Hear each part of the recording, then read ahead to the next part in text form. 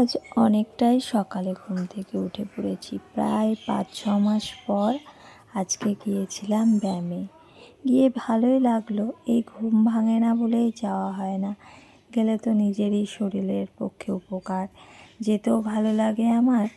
আর কি বলো তো, এত ঘুম পাগল আমি, কি বলবো, ঘুম ভাঙেই না। যে যাবো ভাবি, যাওয়ার হয়ে ওঠে না। তা আজকে ফাইনালি ব্যায়ামে গিয়েছিলাম।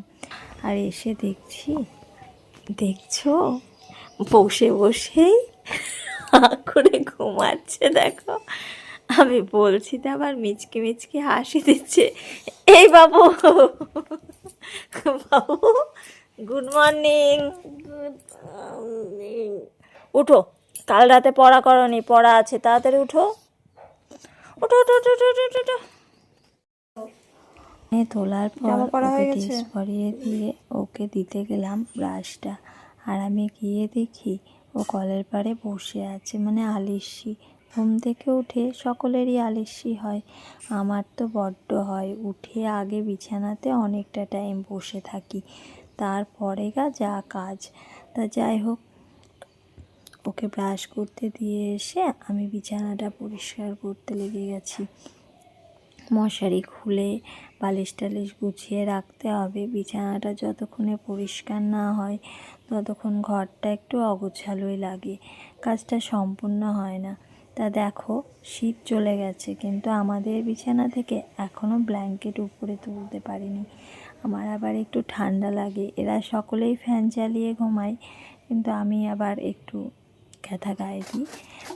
মাঝে মাঝে বৃষ্টি হচ্ছে, সেই কারণে একটু ঠান্ডা ঠান্ডা ভাবটা রয়েই গেছে। তো যাই হোক, তোমাদের সঙ্গে গল্প করতে করতে আমার বিছানাটা পুরো রেডি হয়ে গেছে। রেডি করে একটু বাইরের দিকে আসলাম। মেন গেটটা খোলার পরে আবহাওয়াটা দেখছি মেঘলা মেঘলা ওয়েদার, মনে হচ্ছে কখন বৃষ্টি চলে আসবে। তা যাই হোক, ওদিকের কাজগুলো কমপ্লিট করে ফ্রেশ ট্রেশ হয়ে এখন চলে এসেছি রান্নাঘরে চা খাওয়ার জন্য। তা 2 কাপ চা করে নিলাম। ওদিকে বাবুকে চাটা দিয়ে এসে আমি নিজে চাটা খেয়ে নিচ্ছি। বাবুকে পড়তে বসাতে হবে। চিড়িয়াখানা আছে কলকাতা না মুম্বাইতে? শিবাজি ড্যাস্টিপা। এগুলো তো কিছুই করনি এখনো। তো কত করব? পড়ে যাচ্ছি অঙ্ক করলাম, এখানে দিন দিন বড় হচ্ছে আর পড়ার প্রতি আগ্রহটা কমে যাচ্ছে।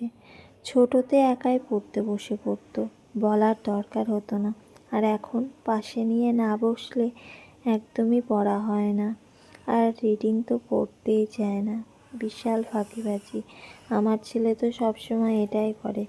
তোমাদের ছেলেপিলে কি এরকম করে? একা একা পড়তে বসে, না তোমাদেরকে নিয়ে বসতে হয়?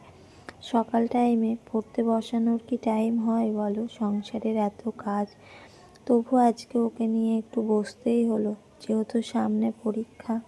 না বসলে হবে না, কাজ হবে পরে।